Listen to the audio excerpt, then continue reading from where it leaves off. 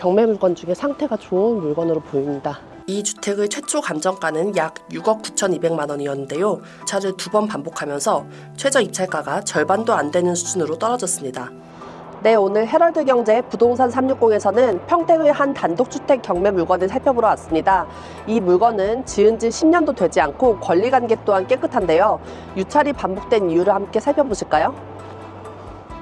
최근 경매시장에서 수도권 아파트 위주로 경쟁률과 낙찰가율이 오르고 있지만 단독주택 등 비아파트는 유찰을 반복하는 사례가 적지 않습니다. 건물 외관도 번듯하며 임차인 보증금 인수 문제가 없는데도 최저 입찰가가 크게 떨어지는 경우도 있는데요.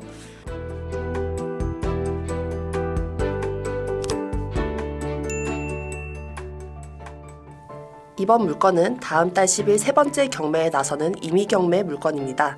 토지 면적은 약 105평에 건물 면적은 총 83평 규모의 2층 주택입니다. 건축물 현황을 보면 2017년 12월 말에 사용 승인 일자를 받은 것을 확인할 수 있습니다. 현장에서 둘러보니 타운하우스 단지 중 한 물건인 것을 알 수 있습니다.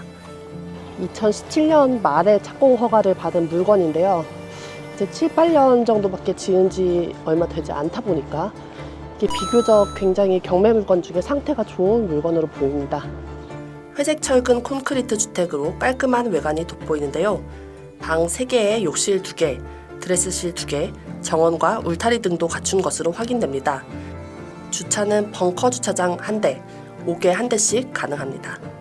이 주택의 최초 감정가는 약 6억 9,200만 원이었는데요. 앞서 유찰을 2번 반복하면서 최저 입찰가가 절반도 안 되는 수준으로 떨어졌습니다. 물건 주변에는 전원주택, 농가주택, 농경지 등이 있습니다. 차량 진출입이 가능하며 인근의 버스 정류장이나 제반 대중교통도 있긴 합니다. 주변 교통환경은 42번 국도 오성 IC를 이용할 수 있고요. 해당 지자체 공사 계획에 따르면 물건 인근에서는 올해 8월까지 청북 IC, 요당 IC 도로 확장 공사, 9월까지는 평택 오산 도로 확장 공사가 진행될 예정입니다. 특히 권리관계가 깨끗한 점이 주목됩니다. 권리분석상의 하자 및 매각 후 인수사항은 없을 것이란 설명입니다. 전입세대 열람 결과 임차인이 등재돼 있는데 후순위 임차인이기에 인수할 보증금은 없을 것으로 보입니다. 등기 권리를 살펴보면 말소기준 등기보다 우선하는 채권이 없고 말소기준 권리 이후 채권들은 낙찰 후 모두 소멸될 것으로 보입니다. 권리관계 문제 등으로 낙찰이 반복된 것은 아니란 얘기입니다. 돈을 빌려준 날이 2018년 2월 13일이거든요. 네. 그러면 이 두 분의 전입일이 모두 후순위 뒤에 있잖아요. 네네. 그래서 이런 경우는 이제 낙찰자가 실제 이분들의 보증금 신고가 되지 않았다고 하더라도 네네. 보증금의 인수 부담은 없어요.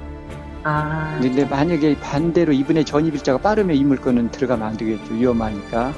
이제 보증금을 인수해야 되는데 얼마인지 공개가 안 돼 있으니까 불안하잖아요. 네네. 불확실성이 있기 때문에 그러면 이게 2번 떨어졌다라고 할 수 있거든. 그런 경우에 우리가 위험 요소 때문에. 근데 여기는 이제 이런 임차인 때문에 2번 떨어졌다고 그건 아닌 것 같고 2번은 정상적으로 유찰되지 않았나 생각이 드네요. 부동산 시장이 오랫동안 침체된 가운데 경매 시장도 이런 영향을 받아 유찰이 두어 차례 반복되는 것은 통상적인 시장 분위기란 설명도 이어집니다.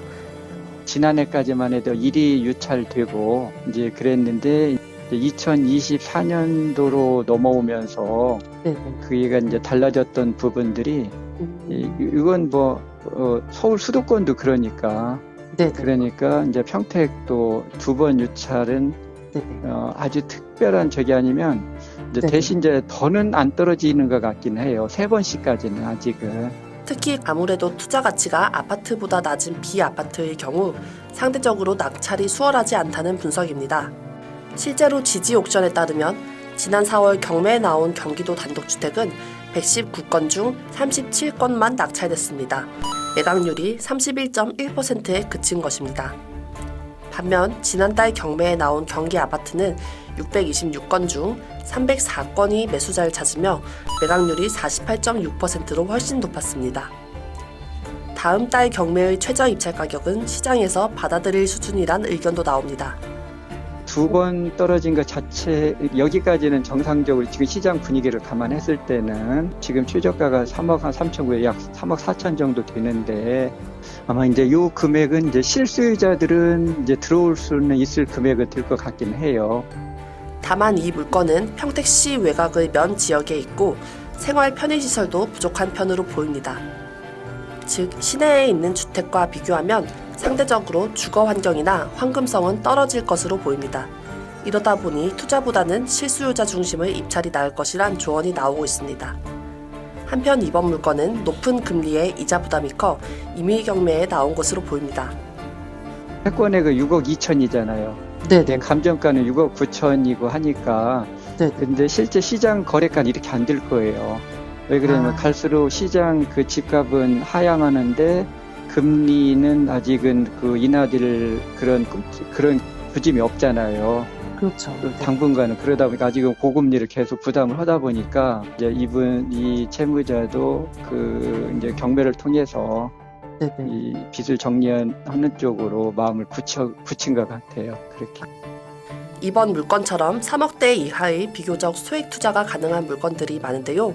각 물건의 구체적인 상황을 따져보고 접근하시면 더욱 성공적인 투자가 될 것입니다. 헤럴드 경제 부동산 360에서는 앞으로도 다양한 경매 소식 전해드리겠습니다.